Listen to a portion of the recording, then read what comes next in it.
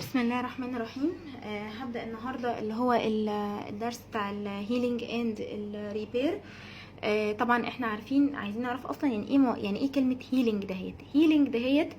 يعني انا هصلح ازاي مطرح الانجري او مطرح الانفلاميشن اللي احنا كنا اخدناها في الشابتر اللي فات.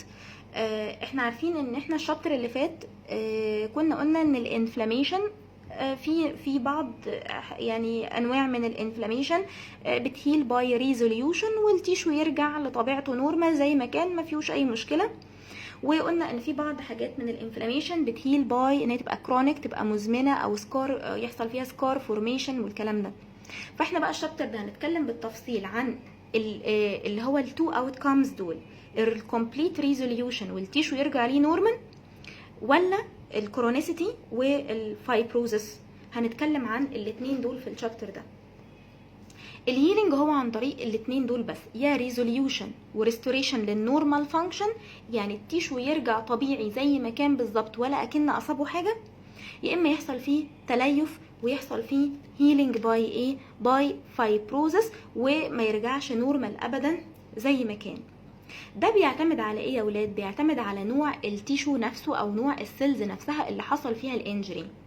في نوع من السيلز عنده قدرة عالية جدا على الريجنريشن وعلى الريبليكيشن، وان هو يتعوض تماما ويرجع طبيعي زي النورمال. بيريجنريت نفسه او بيعوض الفقد اللي حصل فيه، يا اما من خلايا نورمال حوالين المنطقة اللي حصل فيها انجري، يا اما من ستيم سيلز اصلا موجودين، خلايا بتبقى بدائية خالص، بتبقى موجودة اصلا في التيشو ده. لو حصل انجري الخلايا دي بتبدأ تماتيور وتعوض الفقد اللي حصل في التيشو ده. ده معنى كلمة regeneration، ان انا عاملة complete restoration of a normal function، ان انا عوضت او complete replacement of damaged tissue by normal healthy one. تمام؟ عن طريق ايه؟ يا اما proliferation of an uninjured surrounding cells، يا اما من الستيم cells. في تيشو تاني بقى بعمل ايه؟ بعمل replacement للدامجد سيل اللي فيه، الدامجد سيل او بعد الانجري او بعد الانفلاميشن، بتليف بفايبرس تيشو او بسكار. ليه؟ لان التيشو ده ما عندوش قدره ان هو يريجنريت، ما عندوش قدره ان هو يعوض الفقد اللي حصل فيه ويرجع نورمال زي ما كان. تمام كده؟ يبقى في انواع من التيشو لها القدره انها تريجنريت وترجع نورمال، وانواع من التيشو ملهاش قدره انها تريجنريت ولا هترجع نورمال، فدول هيحصل لهم هيلينج باي فايبروزس. مين بقى التيشوز اللي لها القدره انها تريجنريت وتريبليكيت وترجع نورمال زي الاول؟ خلايا نوع من انواع الخلايا اللي اسمه الليبايل سيلز. يعني ايه الليبايل سيلز؟ خلايا عندها هاي بروليفريتيف كاباسيتي، عندها قدره عاليه جدا على البروليفريشن وانها تعوض الفقد اللي موجود فيها. زي اي سيرفيس ايبيثيليوم، اي ايبيثيليوم موجود في جسمنا، سكويماس ايبيثيليوم او كولامنر او ترانزيشنال، الخلايا دي عندها قدره عاليه جدا انها لو اتعورت انها تريجنريت وتعوض نفسها. زي الهيماتوبويتيك سيلز، الخلايا بتوع البون مارو، عندها قدرة عالية جدا انها بروليفريت وتعوض اي فقد فيها بعد هيموريج او اي حاجة. زي اللي هم الليمفوسايتس، الوايت بلاد سيلز، الار بي سيز، دول بنسميهم اللابايل سيلز او اللابايل تيشو، اللي هي التيشو عنده قدرة عالية جدا ان هو يريبليكيت ويعوض اي فقد حصل فيه. تمام؟ في خلايا تانية عندها قدرة انها تريجنريت وتعوض نفسها برضو وتعوض اي فقد حصل فيها، بس مش بنفس قدرة اللابايل سيلز، بقدرة اقل شوية، فبنسميهم ستيبل سيلز. دول عندهم برضو بيهيل برضو باي ريجنريشن، يقدروا يعوضوا نفسهم ويرجعوا نورمال زي الاول، بس ويزن ليميتد كاباسيتي، قدرتهم محدودة جدا ان هم يعملوا الموضوع ده. زي البارينكيمال سيلز. يعني ايه بارينكيمال سيلز؟ تيشو مثلا زي الليفر مثلا. الليفر عباره عن ايه؟ فريم ورك، كبسول مثلا، ده الفريم ورك بتاعه الكبسول والبورتال تراكت، والحشو الداخلي بتاعه اللي هو الهيباتوسايت. لو انا عملت انجري للحشو الداخلي اللي هو الهيباتوسايت دهيت، خلاص، اللي هي الهيباتوسايت، فدي هتهيل باي ريجنريشن، عندها قدره على انها تريبليكيت اتسيلف، بس ويزن ليميتد، يعني ليميتد كاباسيتي او ليميتد ابيليتي، ما عندهاش قدره عاليه قوي زي الليبايل سيلز. يبقى البارينكيمال سيلز عندها ليميتد كاباسيتي انها تريجنريت. تمام؟ طب ايه تاني؟ خلايا زي الاندوثيليال سيلز، زي السموث ماسل سيلز، زي الفايبروبلاست. الخلايا دي كلها برضو عندها limited capacity to replicate. فالخلايا اللي عندها limited capacity to replicate دي بسميها مين؟ بسميها الستيبل سيلز. في خلايا تانية بقى يا ولاد permanent. يعني ايه permanent؟ يعني ما عندهاش اي قدرة انها تريبليكيت، فبالتالي عمرها ما هتهيل باي ريجنريشن. البيرمننت دول هيهيل باي ايه؟ باي فايبروزس على طول. مين الخلايا اللي هتهيل باي فايبروزس؟ خلايا زي بتوع السي ان اس، زي بتوع الكاردياك ماسلز. الخلايا دي لو اتعورت عمرها ابدا ما هتعوض نفسها، اسمهم terminally differentiated cells. يعني ايه؟ يعني خلايا مفيش لو اتعورت عمرها ما هتريبليكيت ولا هتعوض نفسها. ايه تاني اللي ممكن يهيل باي فايبروزس؟ فاكرين من شويه لما قلت لكم ان الهيباتوسايت اللي هي البارينكيما دي لو اتعورت هتهيل باي ريجنريشن، تمام؟ طيب فاكرين لما قلت لكم ان الليفر مش بارينكيما بس، ده الليفر ليه فريم ورك خارجي، كبسول وبورتال تراكت والكلام ده. لو الانجري عور الفريم ورك، عور الكبسول، عور البورتال تراكت، عور الفريم ورك نفسه اللي هو الكونكتيف تيشو ده، الهيلينج هيبقى باي فايبروزس. تمام؟ يبقى تاني الهيلينج عندنا يعني ايه هيلينج؟ يعني ان انا اريبليس الانجرد تيشو او الدامج تيشو باي ا نيو هيلثي وان. لو عوضت الدامج تيشو ده بنفس التيشو اللي كان موجود قبل كده يبقى ده اسمه ريجنريشن.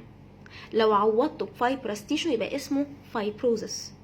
تيشوز مين اللي قادر على انها يحصل لها ريجنريشن؟ يا اما تيشوز عندها هاي ريبليكيتيف كاباسيتي زي الليبايل سيلز اللي هم الهيماتوبويتيك سيلز او الابيثيليال سيلز. تيشو عندها ليميتد كاباسيتي انها تريجنريت زي البارينكيمال سيلز او اللي هي زي الهيباتوسايت مثلا، او الفايبروبلاست او السموث ماسل سيلز او الاندوثيليال سيلز. او خلايا بعد كده اصلا ما عندهاش اي قدره على الريجنريشن وبتهيل على طول باي فايبروزس، زي مين؟ البيرمننت سيلز اللي هم الكاردياك ماسلز او الخلايا اللي في السي ان اس اللي هم النيورونز. او قلنا مين تاني؟ اللي هو الفريم وورك. لو انا عورت الفريم وورك بتاع الاورجن، زي عورت الكبسول او عورت البورتال تراكت، عورت الفريم وورك بتاع الاورجن، يبقى على طول هيهيل باي فايبروزس. مهم قوي تتعلم دلوقتي حاجتين، تتعلم كذا حاجه كده، كذا تكه ممكن تيجي في الام سي كيو. اول حاجه ان انا اقول لك ان اللابايل سيلز انت عرفت ان هم سيرفيس ابيثيليوم وهيماتوبويتيك سيلز. ممكن اجي اقول لك في الام سي كيو هي الليمفوسايتس انهي نوع من انواع السيل؟ ليبايل ولا ستيبل ولا بيرمننت؟ فلازم تبقى عارف ان الليمفوسايتس هيماتوبويتيك فبالتالي هي ليبايل، وهكذا برضو الوايت بلاد سيلز والار بي سيز. لازم تبقى عارف جميع انواع الابيثيليوم اللي في جسمك، لان انا ممكن اقول لك هي الابيثيليال دي اني نوع من انواع التيشو، ليبايل ولا ستيبل ولا بيرمننت، فتقول لي هي ليبايل. لكن ممكن اجي اقول لك اي نوع منهم، اجي اقول لك الاستراتيفايد سكويمس ابيثيليوم دي اني نوع، الكولامنر ابيثيليوم، الترانزيشنال ابيثيليوم. يبقى انت لازم تبقى عارف ان الابيثيليوم اللي في جسمك دول استراتيفايد سكويمس، كولامنر وترانزيشنال، وتبقى عارف ان الاستراتيفايد ده بيغطي ايه؟ ده بيغطي سكين، بيغطي اورال كافيتي، بيغطي الليبس، بيغطي الانال كانال، بيغطي الاسوفيجس. لازم تبقى عارف كمان الكولامنر ده بيغطي ايه؟ بيغطي الجي اي تي، بيغطي الجلانز، بيغطي الاندوميتريوم. لازم تبقى عارف ان الترانزيشنال بيغطي اليورينري تراكت، لان انا ممكن اجي اقول لك مثلا الاندوميتريوم از ليبايل ولا ستيبل ولا بيرمننت تيشو، فلازم تبقى عارف ان هو كفرد بكولامنر ابيثيليوم فبالتالي هو ليبايل، وهكذا. يبقى لازم تبقى عارف الهيماتوبويتيك سيلز عباره عن ايه، وتبقى عارف الابيثيليوم هم ايه وبيغطوا ايه في جسمنا عشان الام سي كيو. طيب تاني حاجه الستيبل سيلز، لازم تبقى عارف ان اندوثيليال سيلز، بون، كارتليج، سموث ماسل، كل دول ستيبل سيلز. ولازم تاخد بالك ان السموث ماسل ستيبل لكن الكاردياك ماسل بيرمننت. تمام؟ طيب ايه بقى اللي بيخليني اقسم الخلايا؟ اللي بيخلي الخليه دي ليبايل عندها قدره عاليه على ريجنريشن، والخلايا دي ستيبل عندها قدره اقل، والخلايا دي بيرمننت عندهاش قدره خالص. في حاجه عندنا اسمها السيل سايكل. السيل سايكل دي فيزس الخليه بتمر بيها علشان تبروليفريت. بتبدأ أول حاجة الخلية تمر بمرحلة اسمها الجي 1. الجي 1 دي الخلية بس بتزيد فيها في السايز، وبعد كده تمر بمرحلة اسمها الاس 2 عشان يحصل فيها دي ان ايه ريبليكيشن، وبعد كده تمر بمرحلة اسمها الجي 2. الجي 2 ده سوري، اول حاجه الجي 1 اللي هي انكريز ان سايز، الخليه بتزيد في السايز بتاعها. تاني حاجه الاس بيحصل دي ان اي سينثيسيس او ريبليكيشن. بعد كده تمر بمرحله اسمها الجي 2. الجي 2 دي تشيك بوينت. يعني ايه تشيك بوينت؟ يعني الخليه بعد ما حصل دي ان اي ريبليكيشن، عايز اعرف الدي ان اي اللي حصل فيه ريبليكيشن ده هل هو فعلا الدي ان اي ده سليم، واخلي لو هو الدي ان اي ده سليم ما فيهوش اي طفرات، ما فيهوش اي ميوتيشن، الخليه هتعدي لمرحله الميتوزس والريجنريشن وتنقسم وتبروليفريت عادي. لكن لو الدي ان اي ده فيه ميوتيشن او الريبليكيشن بتاعه حصل فيه غلطه، يجي عند التشيك بوينت هنا يا اما يحصل فيه تصليح الغلطه دهيت، يا اما السيل مش قادرين نصلح غلط في الدي ان ايه، يبقى على طول تموت بالابوبتوزس. تمام؟ يبقى دي المراحل اللي الخليه بتمر بيها علشان ايه؟ يحصل لها بروليفريشن. الجي 1 بتزيد في السايز، الاس بيحصل فيها دي ان ايه ريبليكيشن، الجي 2 اللي هي تشيك بوينت على الدي ان ايه ده، وبعد كده تروح لمرحله الميتوزس والانقسام. لو انت ماشي على طريق سفر طويل، مش ساعات بتحب تبقى عايز تقعد كده في مكان ترتاح فيه شويه في استراحه؟ ساعات. طيب نفس الكلام الخليه بعد ما بتنقسم بالميتوزس بتدخل تاني في مرحله الجي 1 والاس والجي 2 وهكذا، وتفضل تمر بالمراحل دي. ساعات الخليه بتتعب شويه، بتبقى عايزه ترتاح كده، تطلع بره السيل سايكل دي، ترتاح شويه وتدخل تاني. ففي مرحله بره السيل سايكل اسمها الجي 0. الجي 0 دي الخليه بتسيب السيل سايكل وتقعد هنا ترتاح شويه. لو الخليه دي كانت ليبايل سيلز او كانت ليبايل تيشو، فالخليه دي بتقعد قليل قوي في الجي 0، عندها فيري شورت جي 0، وبعد كده بتقعد تكمل ريبليكيشن عادي. لكن لو الخليه ديت من نوع الستيبل، فهي بتحب تقعد تريح فترة طويلة قوي في الجي 0 قبل ما تكمل بقية اللفة بتاعتها في السيل سايكل، عشان كده عندها limited replicative capacity. اما لو الخلية دي permanent فهي already terminally differentiated. يعني ايه terminally differentiated؟ زي ما قلنا انها خلاص once وصلت للماتيور ليفل، لو حصل لها انجري واتعورت عمرها ابدا ما هتتعوض. يبقى اللي بيخلي الخلية لبايل ولا ستيبل الجي 0 دهيت. هل الخلية بتقعد تريح فترة طويلة قوي؟ يبقى ستيبل. بتقعد فترة قليلة وتكمل ريبليكيشن، يبقى دي لابايل سيلز. تمام؟ طيب هناخد بعد كده بقى مراحل الهيلينج باي فايبروزس. مراحل الهيلينج باي فايبروزس يا ولاد، انا عايزه املى المنطقه دي بفايبرس تيشو، لان مثلا يبقى الانجري هنا كان حاصل في بيرمننت تيشو او كان حاصل في فريم ورك، ايا كان حصل ان الاوت كوم كان هيبقى هيلينج باي فايبروزس. ايه بقى هي الخطوات علشان نملى المكان ده بفايبرس تيشو؟ ايه هي الخطوات اللي انا عايزه اعمل ريبليسمنت بتاعت الدامج التيشو ده باي فايبرس تيشو؟ بنمر بكذا مرحله. اول مرحله فيهم مرحله اسمها الانجيوجينيسيس. فاكرين في الانفلاميشن لما كنت قلت لكم الانفلاميشن بتتم اندر الايفكت بتاعت كيميكال ميديتورز؟ نفس الكلام هنا في الهيلينج باي فايبروزس، بس بيتم اندر الايفكت بتاعت حاجات تانية اسمها بقى جروس فاكتورز. كنا جبنا سيرتها كده على خفيف في شابتر الانفلاميشن، وقلت لكم هناخدها بالتفصيل في شابتر الريبير. نيجي اول حاجه مرحله عايزين ناخد مراحل تكوين الفايبرس تيشو ده. اول حاجه مرحله اسمها انجيوجينيسيس. يعني ايه انجيوجينيسيس؟ يعني جينيسيس يعني تكوين، وانجيو يعني فيسلز. فاحنا في مرحله تكوين فيسلز جديده، بنعمل نيو فيسلز. يبدا يطلع جروس فاكتورز من الماكروفيجز. الجروس فاكتورز دول نوعين هم المسؤولين عن النيو فيسلز فورميشن دول، واحد اسمه فاسكولار اندوثيليال جروس فاكتور، وواحد اسمه فايبروبلاست جروس فاكتور. يجوا يشتغلوا يا ولاد على فيسل كان اوريدي اصلا موجود في المنطقه، اوريدي اكزيستنج ايه فيسل. يطلعوا اول حاجه يطلع حاجه اسمها انزيم اسمه الميتالوبروتينيز. الميتالوبروتينيز يبدا يكسر البيزمنت ممبرين اللي الاندوثيليوم نايمه عليه. بعد كده يحصل كسرت البيزمنت ممبرين اللي هم نايمين عليه، يحصل بعد كده مايجريشن اند بروليفريشن للاندوثيليال سيلز. ايه للاندوثيليال سيلز دول؟ يحصل لهم مايجريشن لمنطقه الانجري اللي انا عايزه بقى، منطقه الدمج اللي انا عايزه املاها بفايبروزس.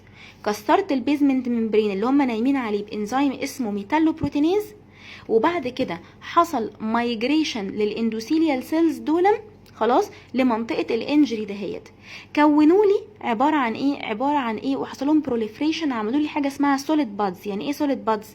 يعني بروليفريشن للاندوثيليال سيلز وما فيهاش اليومن في النص، مجرد اندوثيليال سيلز بس حصل لها بروليفريشن.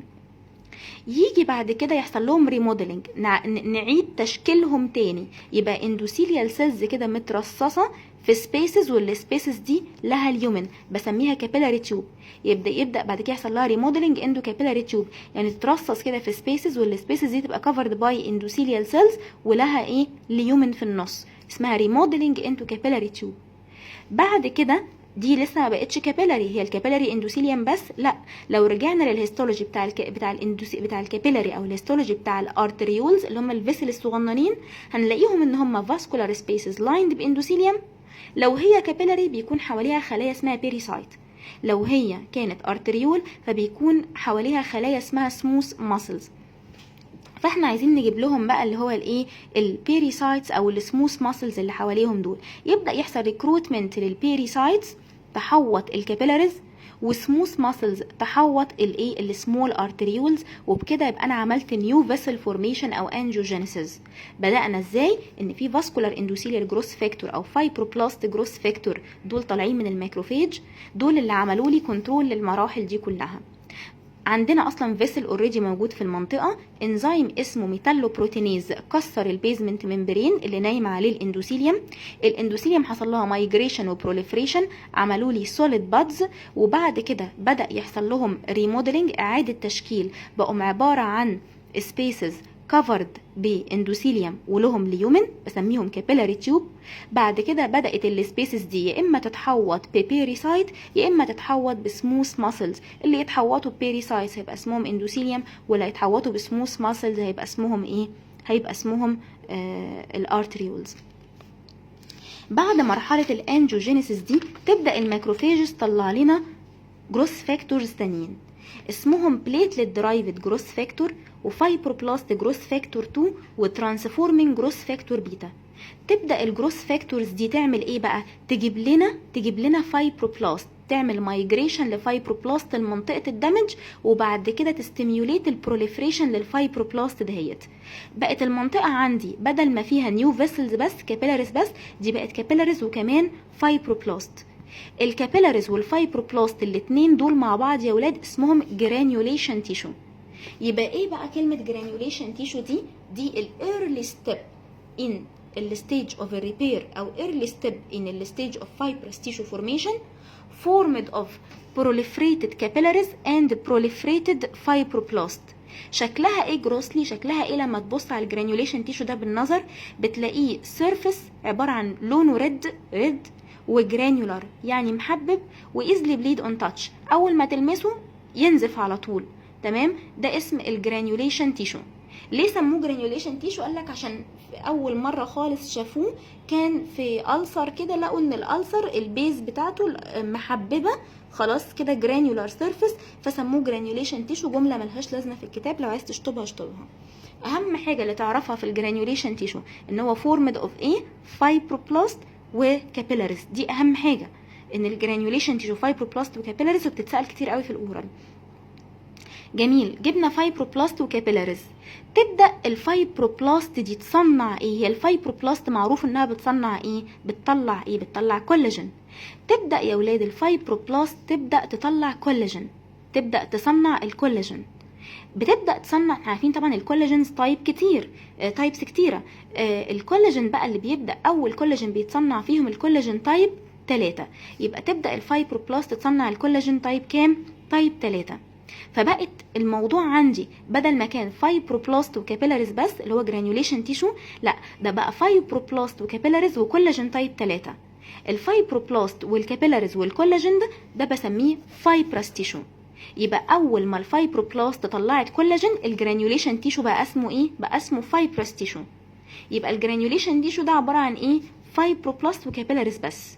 الفايبروبلاست اول ما تبدا تصنع كولاجين بقى التيشو اللي عندي بقى فايبرس تيشو. بقى ليه ايه فايبرس تيشو ده فايبروبلاست مع الكابيلاريز ومعاهم مين؟ ومعاهم الكولاجين.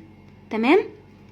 طيب هل دي خلاص كده مرحله الفايبروسيس خلصت؟ لا، ده لسه لسه انا عايزه احول الفايبرس تيشو بقى للسكار. ايه بقى السكار دهوت؟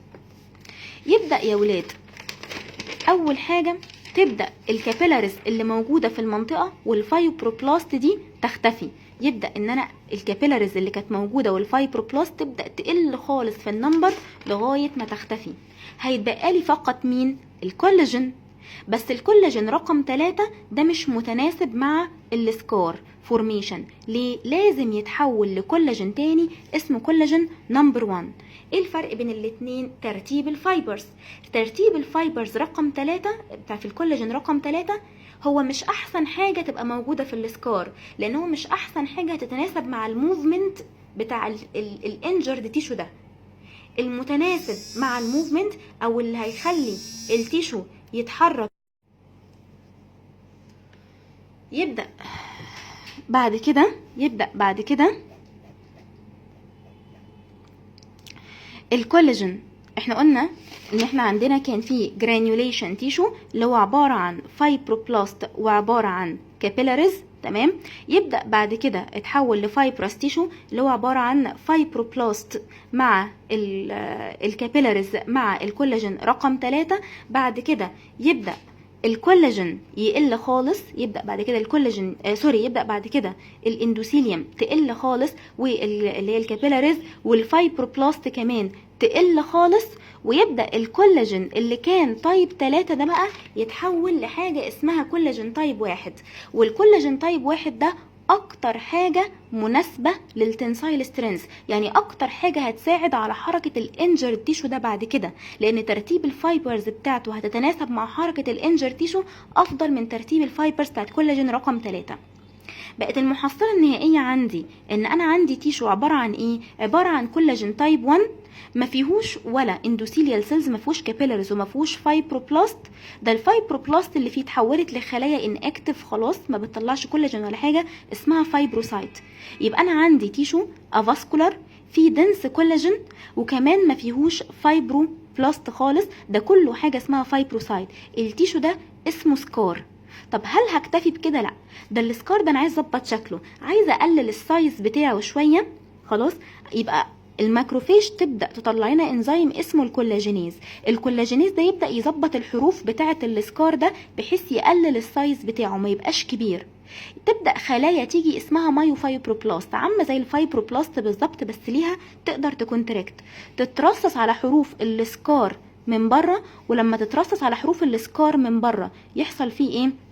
تمسك بايد بعض كده وتشد على بعضها فتكونتراكت، فتقلل السايز بتاع السكار، تعمل له ريموديلنج للسايز بتاعه. يبقى دي الستبس بتاعه الفايبروزس. بدأنا اول حاجه بالانجيوجينيسيس بالخطوات اللي احنا قلنا عليها اندر الايفكت بتاع فاسكولار اندوثيليال جروث فاكتور والفايبروبلاست جروث فاكتور.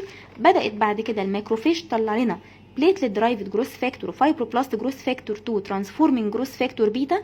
دول جابوا لنا فايبروبلاست وعملوا لها بروليفريشن، بقى التيشو اللي عندي عباره عن فيسلز كابيلاريز وفايبروبلاست، وده سميته جرانيوليشن تيشو. بدات الفايبروبلاست تطلع كولاجين رقم 3، بقى عندي التيشو اللي قدامي كولاجين رقم 3 وفايبروبلاست وكابيلاريز، ده بسميه فايبرس تيشو. بدات الكابيلاريز تقل خالص، الفايبروبلاست تحول لخلايا عديمه القيمه اسمها فايبروسايت، والكولاجين رقم 3 يتحول لكولاجين رقم 1. محصله ان انا عندي في الاخر افاسكولار تيشو في دنس كولاجين وفي اناكتيف فايبروبلاست اللي اسمهم فايبروسايت، ده بسميه السكار. تبدا الماكروفيج تطلع لنا انزيمز اسمه الكولاجينيز، يبدا يظبط السايز بتاع السكار. تبدا المايوفايبروبلاست تحوط السكار داير وتكونتراكت فتقلل السايز بتاع الايه بتاع السكار ده.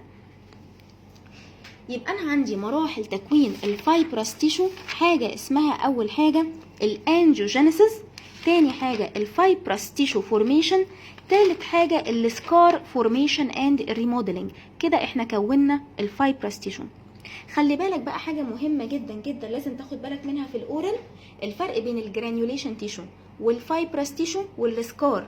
الجرانيوليشن تيشو كابيلاريز وفايبروبلاست بس، الفايبرس تيشو كابيلاريز وفايبروبلاست وكولاجين، السكار عباره عن كولاجين وفايبروسايت بس.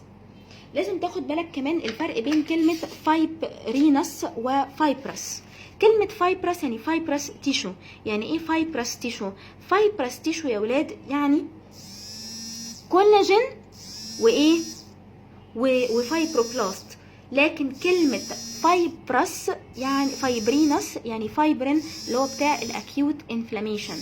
يا مهم قوي تبقى عارف الفرق بين فايبرينس وايه وفايبرس. لازم تبقى عارف كويس قوي الفرق بين فايبرينس وفايبرس. كلمة فايبرس يعني فايبروبلاست وكولاجين. فايبرينس يعني الفايبرين بتاع مين؟ بتاع الاكيوت انفلاميشن. فلازم تبقى عارف كويس قوي الفرق بين فايبرينس وفايبرس. طيب تعالوا بقى، زي ما كانت الانفلاميشن ليها كيميكال ميدياتورز بتعمل لها كنترول، زي يا ولاد ما كان الانفلاميشن بتبقى كنترولد باي الكيميكال ميدياتورز، بتبقى بالظبط مرحله الهيلينج بالفايبروزس بتبقى كنترولد بحاجه تانية اسمها اللي هي الايه؟ اسمها الجروث فاكتورز. الجروث فاكتورز دول في منهم حاجات بتستيميوليت الهيلينج وفي حاجات منهم بتنهبت الايه؟ الهيلينج. تمام كده؟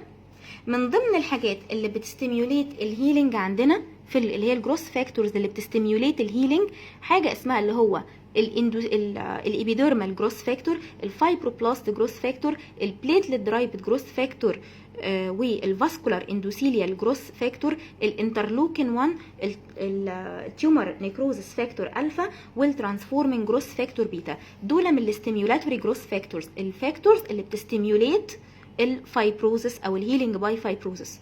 جايين منين الجروث فاكتورز دول؟ جايين من الميكروفيجس، من البليتلت، من الفايبروبلاست، من الاندوثيليال سيلز، من الابيثيليال سيلز، من الماست سيلز، من التي سيلز. ايه هي الفانكشن بتاعتهم؟ ايه وظيفتهم؟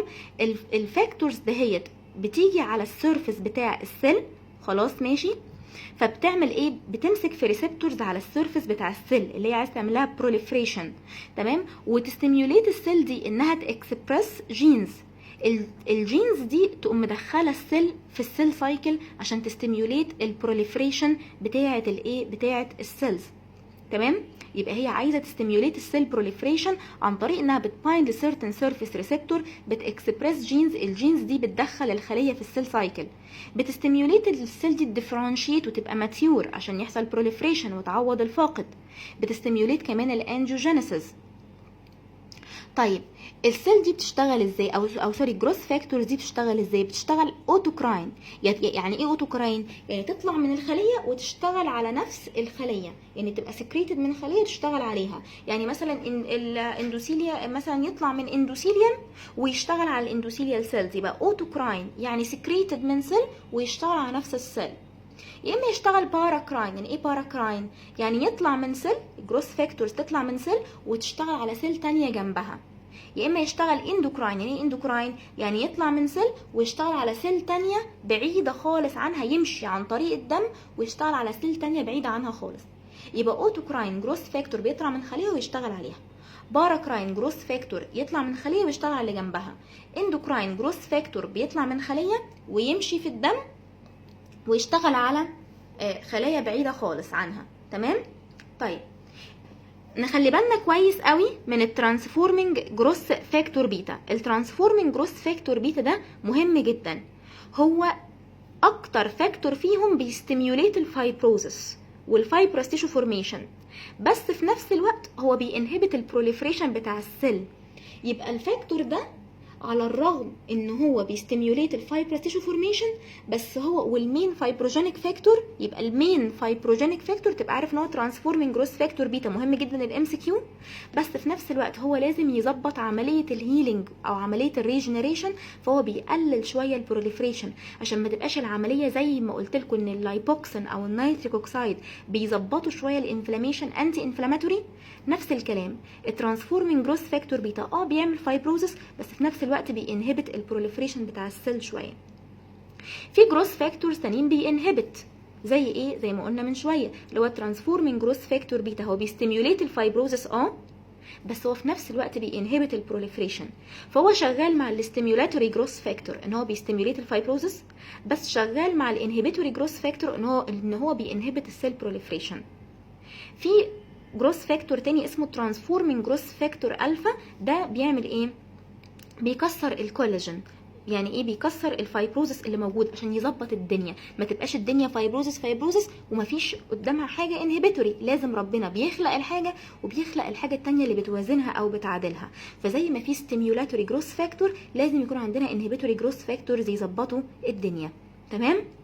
طيب هل الجروس فاكتورز بس هي اللي بتكنترول الهيلينج؟ لا، في حاجه تانية بتكنترول الهيلينج، حاجه اسمها السيل ماتريكس انتر اكشن. الانتر اكشن بتوين الخليه بتوين السيل وبتوين الاكسترا سيلولار ماتريكس اللي حواليها. يبقى اللي بيكنترول الهيلينج حاجتين، جروس فاكتورز ستيميولاتوري وانهبيتوري، والعلاقه ما بين السيل والماتريكس اللي حواليها الاكسترا سيلولار تيشو اللي حواليها برضو في منها حاجات العلاقه دي يا بتستيميوليت يا بتنهبت. ازاي بقى؟ اول حاجه اللي هي السيل ماتريكس انتر اكشن الاستيميولاتوري.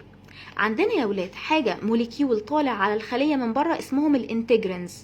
دول بيمسكوا في حاجه اسمها فايبرونكتين على الاكسترا سيلولار ماتريكس.